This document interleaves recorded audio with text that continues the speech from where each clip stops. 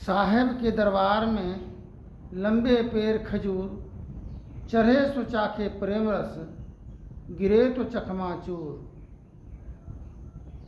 यह जीवन में प्रेम प्राप्त करने के लिए हम लोग काशी, मथुरा, गंगा स्नान करने के लिए जाते हैं, गुरु दरबार जाते हैं, किंतु प्रेम प्रदान नहीं होने के कारण मन व्याकुल और व्यग्र रहता है। इसके निवारण और समाधान के लिए कहाँ जाना पड़ेगा? आज छठ पर्व व्रत में हम लोग संलग्न हैं। क्यों इतना खर्च कर रहे हैं? मन की शांति के लिए। छठ 6 आदमी का अहम भूमिका और उत्तरदायित्व है कुशल जीवन व्यतीत करने हेतु। पुत्र वधू की नैहर पक्ष की ओर से 2 माता पिता, ससुराल से 2 सास ससुर, पति, स्वयं अपना 6 आदमी का अहम भूमिका है इस जीवन की कला प्रदर्शन हेतु। चंचल चित्त को थीर कर चौथे में चितान, संत सुधारस पान कर आवागमन पहचान। आवागमन सम दुख दूजा है नहीं जग में कोई, इनके निवारण के लिए प्रभु भक्ति करनी चाहिए। जितने मनुष्यधारी हैं प्रभु भक्ति कर सकते सभी, अंतर व बाहर भक्ति कर घटपट हटाना चाहिए। इसके हटे माया हटेगी, प्रभु से होगी एकता, फिर देवता दैत्य नहीं रहेगी, अस्मरेंद्र चाहिए। पाखंड अहंकार तज निष्कपट हो, दीन हो, सब कुछ समर्पण कर गुरु सेव करनी चाहिए। दिन 2 है। एक बुरा दिन जब आता है तो कहता बुरा दिन आबि गेलो छे, केना की होते? सभी परिजन तबाही में पड़ गए हैं, कोई किसी के सहारा और सहानुभूति नहीं व्यक्त कर रहे हैं, प्रदान करते हैं।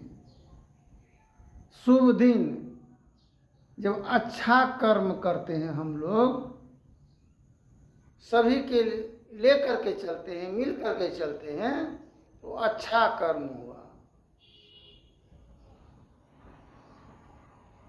तो कर्म कैसे अच्छा होगा? पिता के संबंध में सुने थे, कल पुत्र के संबंध में सुने थे। जो पेड़ फल नहीं देता है वो जलावन के लकड़ी के काम में आता है, जलने के काम में। जो पुत्र फल नहीं देता है, पिता माता की संताप पाप अग्नि ज्वाला में वह जलते हैं। जो फलदायक पेड़ है, पुत्र जो कमा कोर करके लाया तो माता पिता और धर्मपत्नी बाल बच्चों को संतुष्ट रखा, वो फलदायक वृक्ष के समान होता है। पिता का दायित्व वह भी परिजनों की निर्वहन करने में असमर्थ अज्ञानता के ही कारण ऐसा होता है। एक छोटा दास्तान है 2 भाइयों के संदर्भ में।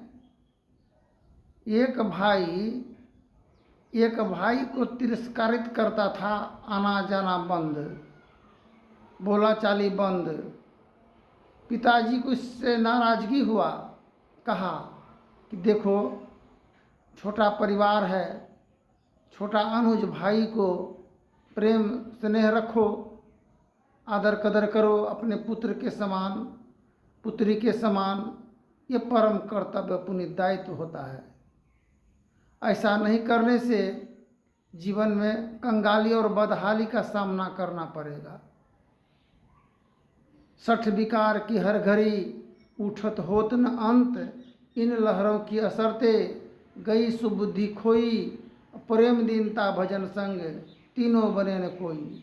3 गुण से जीवन का निर्माण हुआ, सतोगुण रजोगुण तमोगुण, तीनों में से कोनो काम नहीं बना, सब काम अधूरा पड़ा रह गया। पिताजी कहते कहते थक हार गए। प्रेम मिलान नहीं होने के कारण थोड़ा थोड़ा इसको छोड़ देना जरूरी है, ताकि संसार की ठोकर लगेगा तभी इनके जीवन में कुछ सुधार होगा। पिताजी छोड़ दिए साथ, छोटे को साथ देने लगे। फिर जब उनका भी दिन लौट करके आया, शुभ दिन आया, शुभ घड़ी आया, चारों तरफ से अन्न धन कमाने लगे, 2 पैसा आने लगा, तो नित्य प्रतिदिन उनका भी भाव स्वभाव में बदलाव होने लगा। वह भी जो आना जाना, जो मिलान जो शुरू करवाया था, स्वयं ही वो अपने आप से बंद कर दिए आना जाना, ताकि जाएंगे आएंगे तो उनका बुरा दिन है, कहेगा हमको ये दो वो दो, इसलिए आना जाना ही बंद कर दिया। अब तो पिताजी की ही कारण एक बेटा परेशानी में पड़ गया, तबाही में, बाल बच्चा सहित। अब वो भी अब उलट करके थबारने और पछाड़ने की कोशिश किया, ताकि सभी बर्बाद हो जाए और उनका धन संपदा भी हम ही खरीद लेंगे। ये गलती हुआ किससे? पिताजी से हुआ। जो पुत्र जिस हालात में जीना चाहे, रहना चाहे, बसर गुजर करने हेतु पिताजी को मान न होना चाहिए, किसी को कर्ज और दबाव में नहीं रखने की जरूरत होना चाहिए। मेरा विचार से यह व्यक्त कर रहे हैं, अंतर हृदय का जो आया देखे हैं गांव समाज में, परिजनों में। तो बुरा जो देखन में चला, बुरा न मिलिया कोई, जो दिल ढूंढा अपना, मुझसे बुरा न कोई। जैसे ज्वर की ताप से भोजन की रुचि जाए, वैसे पूर्व जन्म की पाप से हरि कथा न सुहाए। हरि कौन होता है? माता पिता हरि होते हैं। बड़े बुजुर्ग हरि परमात्मा ईश्वर के समान है। किसी का बात किसी को नहीं समझ में आता है, नहीं सुनता है, नहीं समझते हैं, नहीं तो अनुसरण करते हैं। कहा इधर, सुने उधर, गए उधर। क्या तीनों काम में से कोनो काम बनेगा? बुझही समझी मुद्दित मन, मज्जही मन अनुराग, लही तन 4 फल, साधु समाज परियाग। 4 फल है क्या? अर्थ, धर्म, काम और मोक्ष। अर्थ पैसा कमाने के लिए जो पैसा आता है, कैसा पैसा किससे आया, उसमें से अतिथि सेवा आए गए को भी लेकर के चलना चाहिए, किसी को ठुकराना नहीं चाहिए। अर्थ, धर्म, धर्म सबसे बड़ा धर्म है दया, रहम करना। मोहब्बत इबादत, इबादत मोहब्बत, कुरान शरीफ में है। मोहब्बत में सब खजाना छिपा हुआ है। अर्थ, धर्म, काम। काम क्या है हम लोगों का? किसी को तिरस्कार करना, शोषण करना, अत्याचार, जुल्म ढाना। काम ये है ईश्वर का काम, परमात्मा का। हम लोग सभी कोई संतान है, उनका वंश है। तो सभी के साथ पेड़ के समान सुने। फल जितना भी वृक्ष में लगा हो, जड़ सभी को ऊर्जा शक्ति प्रदान करते हैं। हवा, पानी, रोशनी, प्रकाश एवं प्रकार से सभी अपने अपने कार्य क्षेत्र में तत्पर रहते हैं। इसी प्रकार हम लोगों को भी जीवन में कार्य क्षेत्र में तत्पर रहना चाहिए। इसी को कहा काम। जो काम सबको भाए मन में, उसी को कहते हैं काम। जो काम से किसी को दिल और आघात ठेस पहुँचे। देखो आगे के प्रसंग में सुने हैं, सम्राट बिंदु, अशोक के पिताजी बिंदुसार को आघात बाण लगा था, अचेत हो गए। बाहरी जंग लड़ते लड़ते अस्त व्यस्त हो गए, कोई नहीं हरा सका। अंत में अपना ही पुत्र जस्टिस के द्वारा विषैला बाण का प्रहार होने के कारण छिप करके पिताजी अचेत अवस्था में पड़े रहे, क्योंकि राज अपना कायम करने के लिए। किंतु राज्य उसी को मिलता है जो पुत्र योग्य होता है। योग्य था कौन? सम्राट अशोक योग्य था, योग्यता था उनमें, तो राज्य उसी को मिलता है, पुत्र तथा पुत्रवधि को, जिसको योग्यता प्राप्त होता है।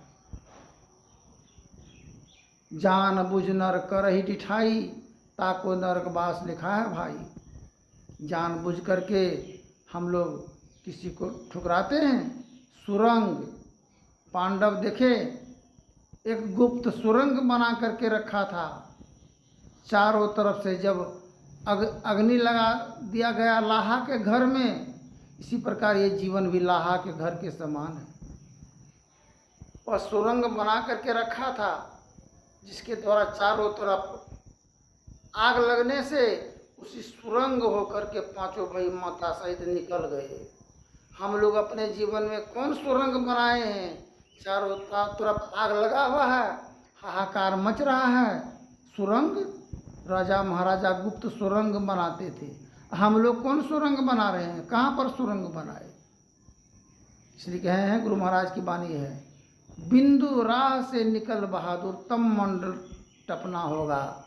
आओ वीरों मर्द बनो अब, जैल तुम्हें तजना होगा। मन निग्रह की समर क्षेत्र में सीधे दिल डटना होगा। कल आगे के प्रसंग में सुने थे रुक्मिणी और कृष्ण के संबंध में। क्या कृष्ण रुक्मिणी का आंचल पकड़ के उठता था, आंचल पकड़ के सोता था?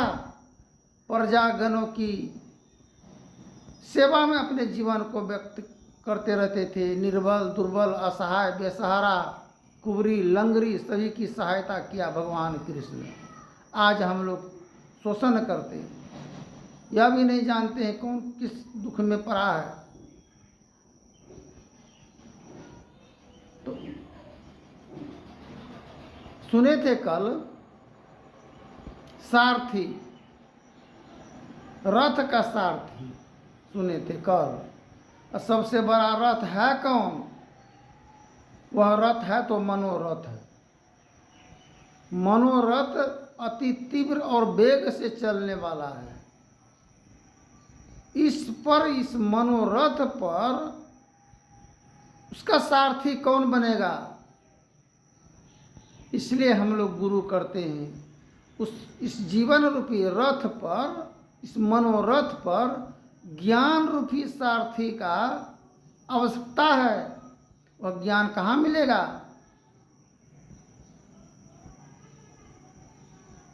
भौतिक ज्ञान।